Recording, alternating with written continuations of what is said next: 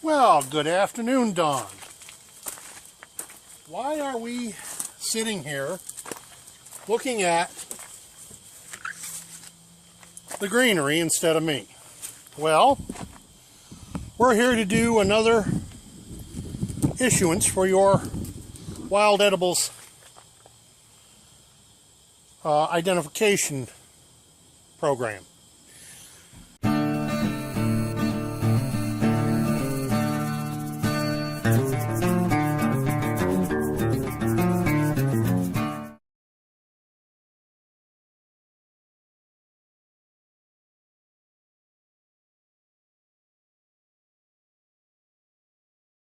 What we're looking at here today is not widely known as a wild edible, but it is in fact a wild edible and a medicinal.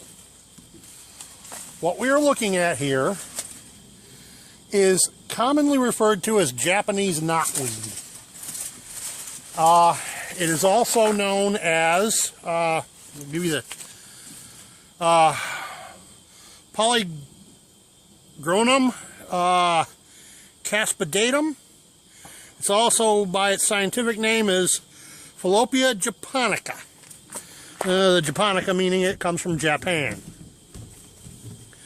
That's where this plant originated. It was brought to this country in the late 1800s as a landscaping plant. And as it turns out, it ran away with itself. Now, this is not in an edible state right now. This is a little on the old side. But you can still find, let me see if I can find some here, the young shoots, like on this branch right here. If it snaps like that, well, you're not even looking at me, you couldn't see it. Let me do that again. If you grab a young limb and it pops that easy, this is edible, even still at this age. What you don't want is to be carving off these big stems like this, because they're a little woody at this point. See, that broke and it folded. When they get to be that size and age, they're better suited for cordage. This young side limb, on the other hand, and this leaf right here, when they pop off that easy, that's how you know they're still somewhat edible, when they come off with a satisfying pop. They're best harvested young, when they're about 6 or 8 inches tall. It's when you get the best flavor, the most tender part of the plant. Usually sometime in early April, I think it is. Though times may vary for your part of the country. What you want to do is you want to go out now and find the heart-shaped leaves, like this, and the tall canes will be segmented kind of like bamboo. And there will be a certain amount of reddishness on the canes, like this. Should be red and black spotted, and it will be green too. So that's what you want to look for. Then you want to go back to that spot in the spring and harvest the young shoots. Now, when you do, put your knotweed in a basin full of water, in the sink, whatever, bucket, whatever works, and let it soak in water for 20 minutes. Ants love this stuff. So, trust me, you want to soak it for a while.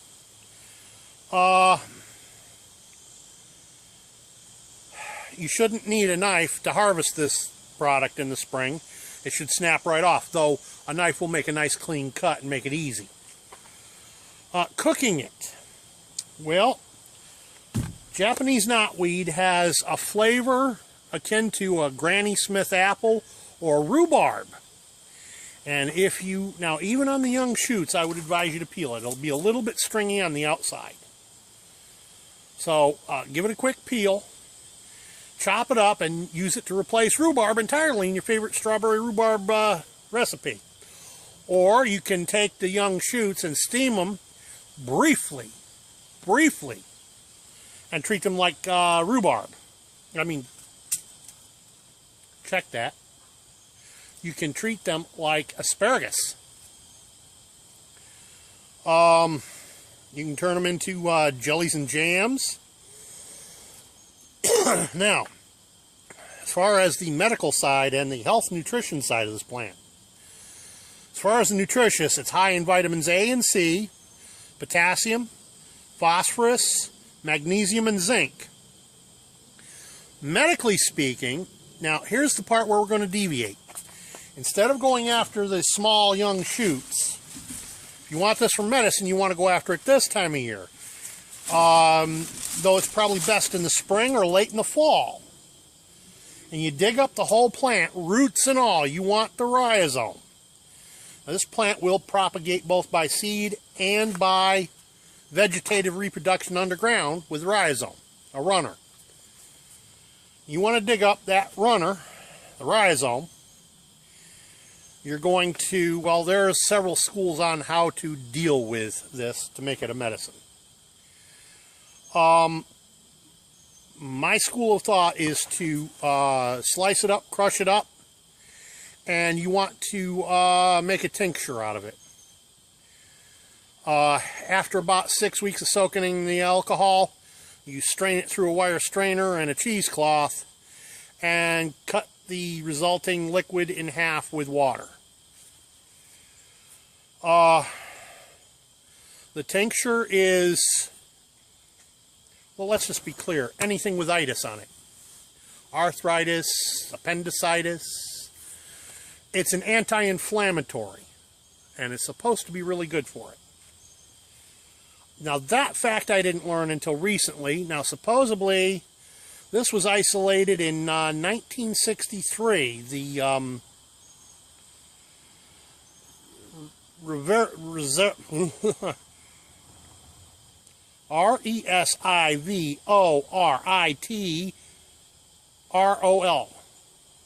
resveratrol, is the active ingredient in the root that's supposed to treat these things.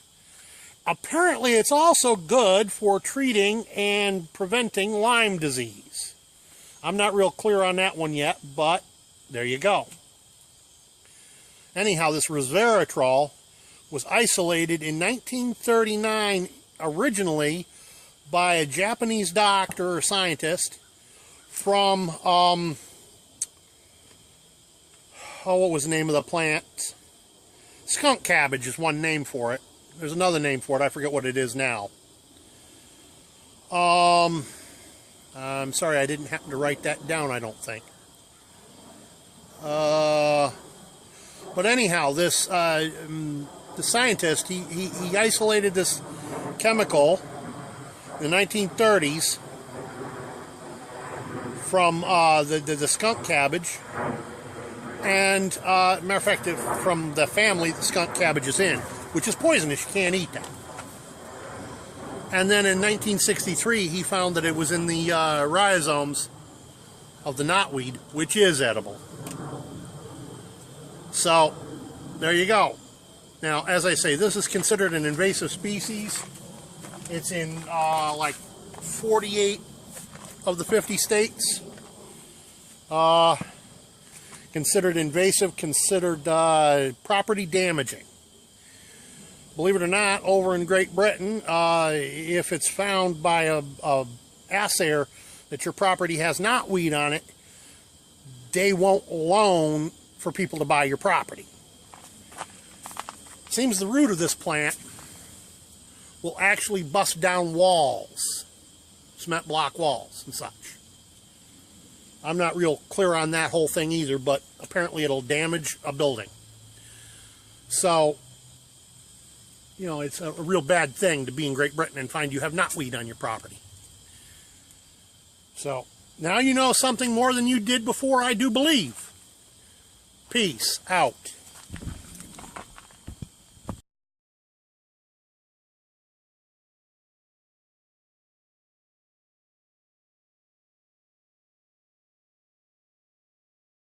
Okay, I can shoot this one without even having to get out of the truck. And it is indeed a plant that I very much appreciate seeing around these days. Because in the area I live, this is not exactly a commonly seen plant, even though it is a very common plant. What we're talking about is these broad-leafed plants that are very tall. And for those of you who do not know what this is the common milkweed, not to be confused with common dogbane. They do kind of resemble, I'm told. Not terribly familiar with the dogbane. The important point of this plant. Now, some people would say, it makes a great flash tinder in the fall when those little pods pop open. Well, yeah, okay. The little puffs that come along with the seeds out of the pods do make a good flash tinder. That's not why this is an important plant.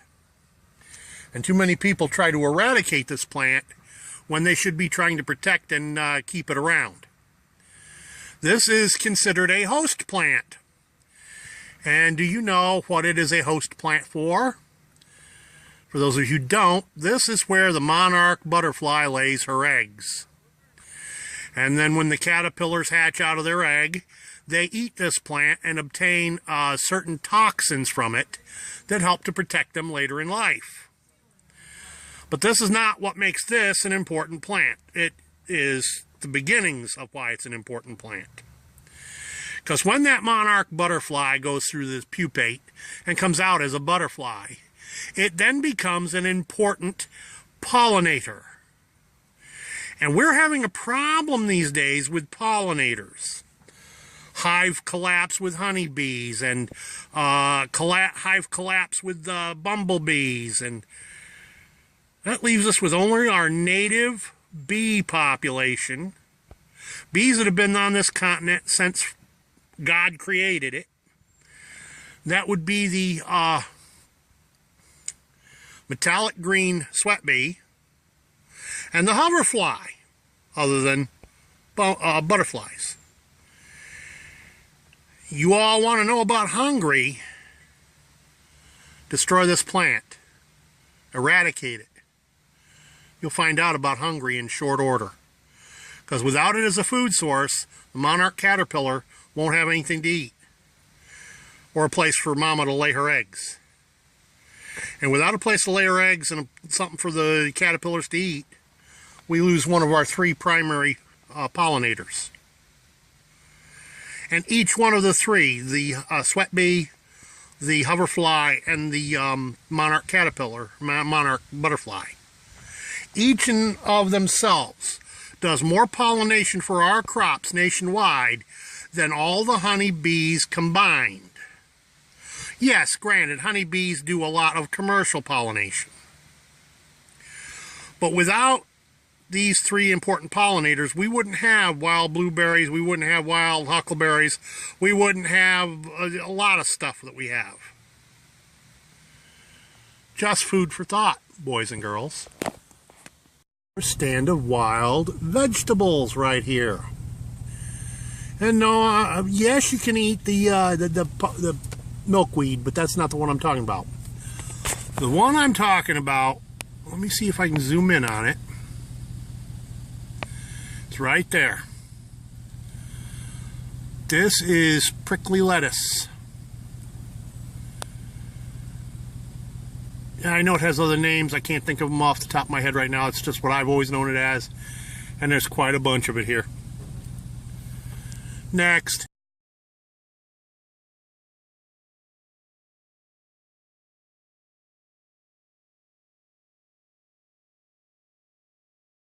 Okay, here's another wild, edible, and medicinal. That plant with a reddish-brown top on it. And that one would be curly dock. And then right next to it, well, now that would be burdock. Dig the root, roast it like a tater.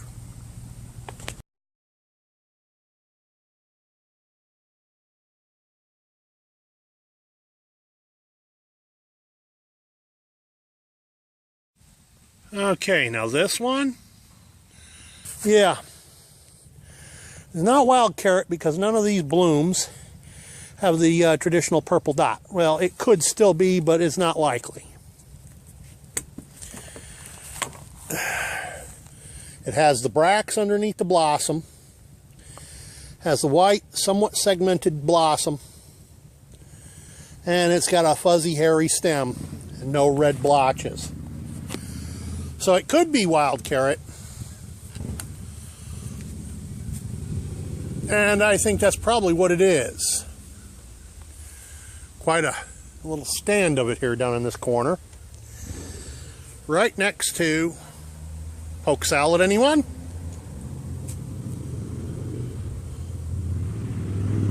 Ah. Now I could go over here and I could lay down and I wouldn't be bothered a bit. But Dawn, I do believe you probably would. You know what they say, leaves of 3, let it be. Yeah. Yeah. Let's have some fun identifying them wild plants. Peace out.